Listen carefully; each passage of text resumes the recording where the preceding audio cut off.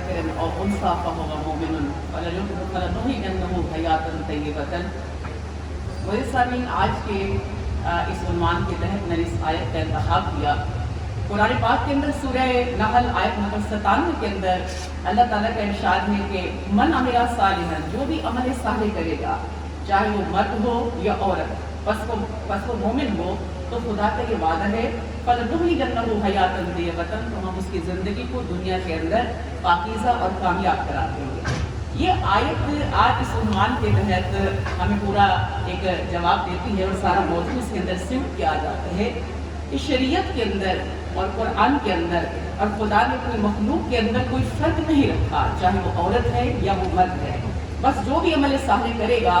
اگر وہ عورت ہے تو اس کا مقام اللہ تعالیٰ نے جنت میں اور آخرت میں اور دنیا میں اعلیٰ رکھا ہے، اگر مرد ہے تو اس کا بھی اعلیٰ رکھا ہے. ویسے میں یہ کہوں گی اور چیلنج کے ساتھ کہ قرآن میں کہیں نہیں لکھا ہوا کہ مرد 10 نمبر والی جنت میں جائے گا اور عورت 5 نمبر والی جنت میں. یہ جو فرق ہے یہ فقط ہمارا ایک معاشرتی ہے، ایک رسمی ہے، ایک رواج ہے، ایک ذہنیت، ایک ذہن سازی ہے جو کی گئی ہے، ورنہ کوئی ڈفرنس نہیں، کوئی فرق نہیں ہے. اگر فرق ہے تو فقط جنس کا ہے، اگر فرق ہے تو فقط حقوق اور فرائض کا ہے کہ عورت کے اللہ نے اپنے حقوق رکھے ہیں، اپنے فرائض ہیں اس کے جو اس نے سر انجام دینے ہیں، اور مرد کے اپنے ہیں. اس کے علاوہ اگر تاریخ انسانیت کو دیکھا جائے تو ہر دور کے اندر، چاہے وہ مذہبی ہو، سیاسی ہو، معاشرتی ہو، ہر لحاظ سے عورت کا کردار ایک کلیدی رہا ہے، بنیادی کردار رہا ہے.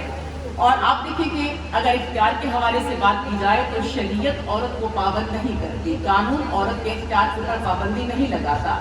اگر پابندی لگاتا ہے تو یہ مرد لگاتا ہے، یہ معاشرہ لگاتا ہے، یہ رسم لگاتی ہے، یہ رواج لگاتا ہے، یہ آباء و اجداد کی ریت لگاتی ہے. البتہ یہ ہے کہ اس عنوان کے تحت یہ شعور اور آگاہی کیسے آ سکتی ہے، آج اس کا حل بتانا چاہوں گی. مگر پہلے تھوڑا سا اس کی وضاحت کرنا چاہوں گی چند منٹوں کے اندر کہ آج بھی تقریباً اگر آپ دیکھیں تو معاشرتی حرکت کا بنیادی انحصار عورت کے اوپر ہے.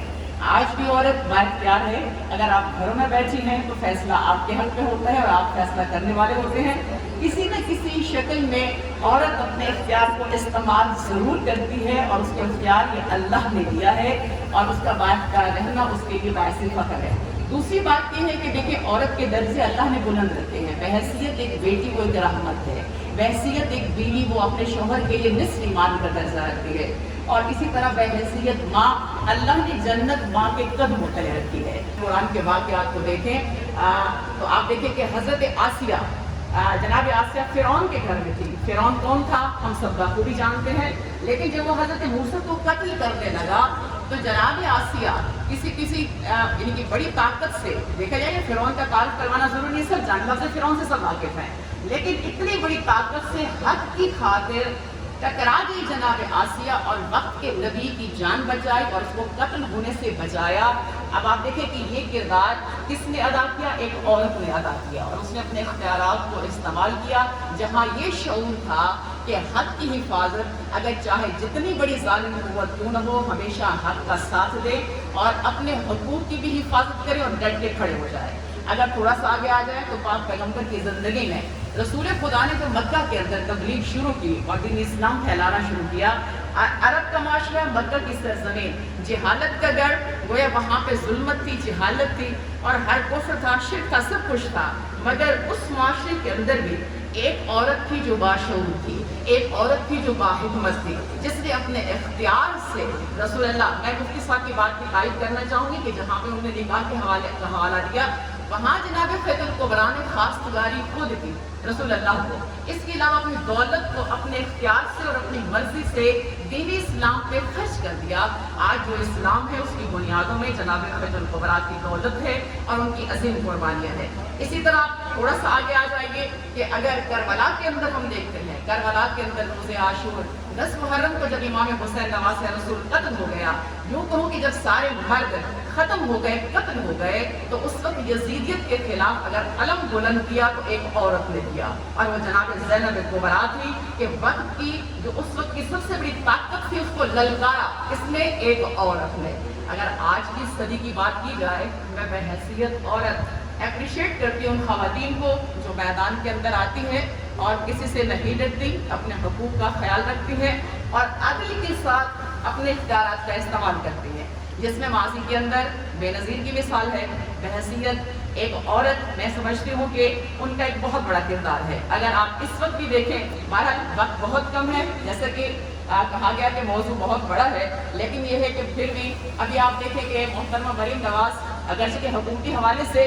میں یہ کہنا چاہوں گی کہ اگرچہ ہر دور رہا ہے، یہ بات سب جانتے ہیں کہ جو بھی جس پارٹی سے ہے، مگر ایک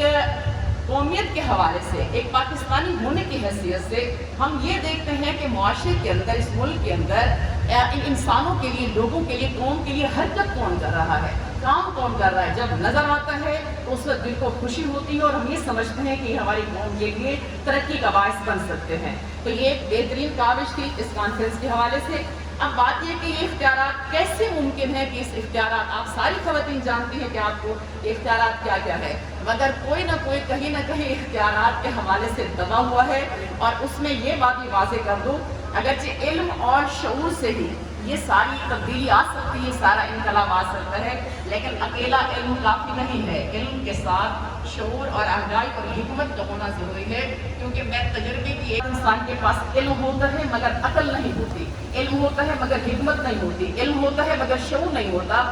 ایک وکیل کو جو ڈسٹرکٹ بار کے اندر، عدالت کے اندر لوگوں کے حقوق کے حوالے سے لڑتا ہے، بات کرتا ہے، لیکن اگر اپنے گھر کے اندر تیسری بیٹی پیدا ہوتی ہے تو بیوی کو یہ کہہ کر گھر میں داخل نہیں ہونے دیتا کہ بیٹی ہوئی ہے لہٰذا تمہیں گھر میں آنے کی ضرورت نہیں ہے۔ یہ ہمارے ضلع راجن پور کا واقعہ ہے، میں نام نہیں اٹھانا چاہوں گی، مگر یہ میرے سامنے کا واقعہ ہے، وہاں دکھ ہوتا ہے۔ عزیزان، بات یہ ہے کہ ہم اس چیز کو ختم کیسے کر سکتے ہیں؟ اس کو اگر اختیارات کو آپ نے